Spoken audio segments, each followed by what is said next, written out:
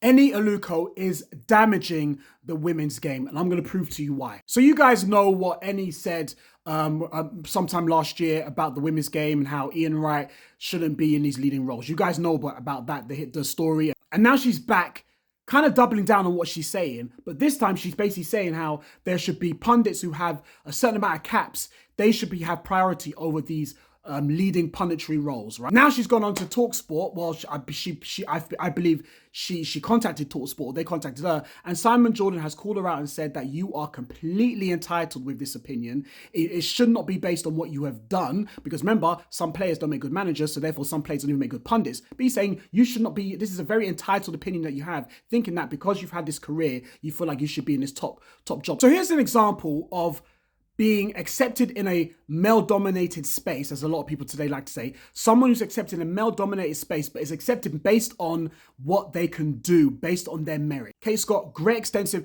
knowledge of the game, football. I've seen her punditry on UFC as well. She's very charismatic. She's funny. She's got a great knowledge. She speaks different languages, and she leads the CBS panel. Gabby Logan. I've seen her not just in football, but in rugby. She leads the match of the day panel. She's got a great knowledge of the game. She's funny at times, but we accept her in this male-dominated space because she's good at what she does. Laura Woods, she, again, a male-dominated space. I've seen her in the FC community, and then she moved over to football punditry. She was in TalkSport. Now she's moved on to ITV and she's still on Prime.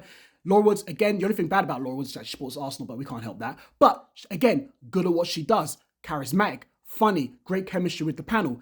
In a male-dominated space, but is accepted in this male-dominated space because she is good at what she does. So for any Aluko to say there needs to be more women in the commentating on the women's sport over men, and people like Ian need to be in a supporting role, is very dangerous to the women's game. It is very, because we don't do that on the men's side of things. We don't say we don't want Kate Scott, we don't want Laura Woods, we don't want Gabby Logan because they're women. They may be good, but we want more. We don't say anything. We just accept it because you are good at what you do. For her to come out and say this, she is doing more harm than good, not just for the women's game, for her own career. And I agree, Simon Jordan is my Marmite. You love him, you hate him, right? But on this occasion, I agree with what he's saying, that she is very entitled and she can't be saying all of this stuff. She can't be playing the race card, saying that we need to, as people, support people, get more people in higher roles. I have to draw the line there because it should be based on merit, not just the colour of your skin. For me personally, I think Ellie Aluko needs to just step away from the game, the men's side and the women's side, because when you're starting to put people in certain places, you're doing more harm than good.